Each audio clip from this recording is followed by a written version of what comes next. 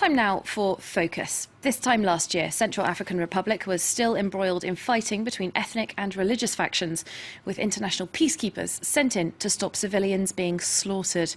Last July, a peace deal was signed, and this week a national reconciliation effort is being launched. A massive issue to overcome is getting people displaced by the violence back to their homes. They include more than 36,000 Muslims, essentially trapped in enclaves and disbursement sites. The government stopping them from leaving in a bid to prevent a mass exodus from the country of Muslims. Our correspondent Anthony Fouchard has been to see the conditions in these enclaves for himself.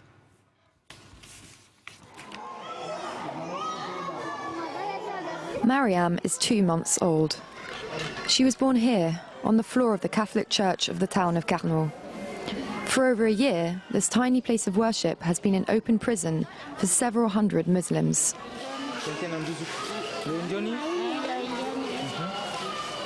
He's well, the baby is well. Stanislas Tatale is a young Franciscan. He was there when the Muslims were displaced here in February 2014, but chose to stay. Ever since, he has been looking after the medical needs of the displaced people in the enclave on behalf of the NGO Doctors Without Borders. Every morning, the same routine. Talale tours the building to check up on everyone's health.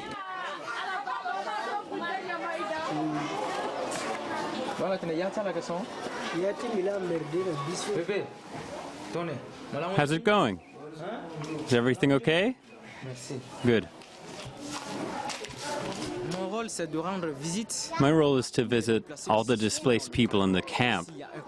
And if someone is seriously unwell, I had them transferred to the hospital.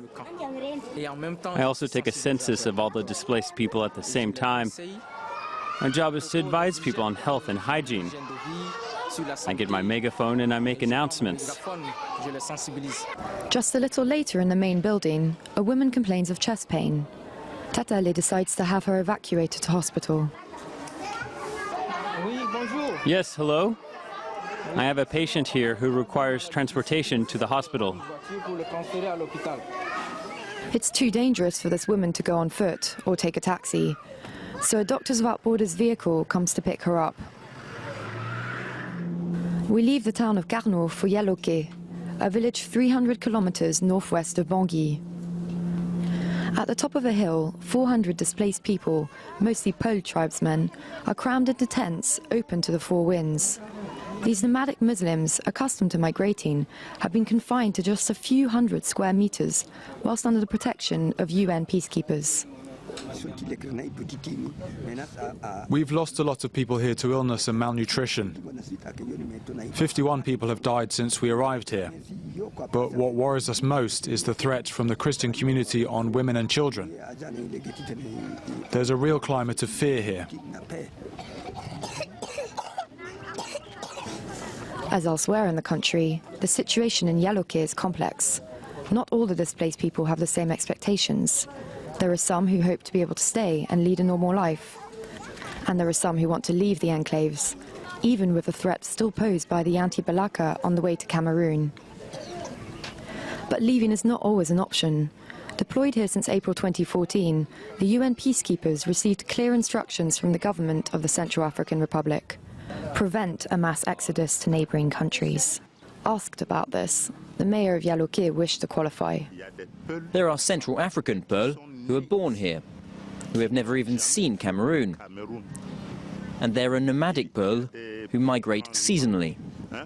But those who are born in Central African Republic are not trying to leave because they know that if they go to Cameroon or Chad, they won't feel at home. So those that want to leave can? Those that want to leave can. Until now, the authorities have hidden behind security arguments to prevent those wishing to move. But the government's position is evolving. At the beginning of April, around 60 Peul illegally boarded the weekly goods convoy bound for Cameroon.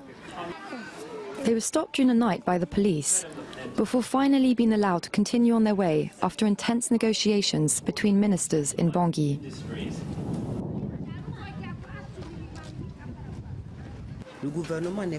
The government is not against the free movement of our countrymen. whether they be Muslims, Christians, or whatever. We respect freedom of movement, but it needs to be within a secure framework.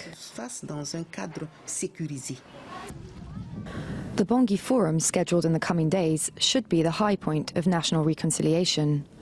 The government is hoping that this gesture of appeasement shows that it has taken into account the claims of all its citizens, even those it doesn't like.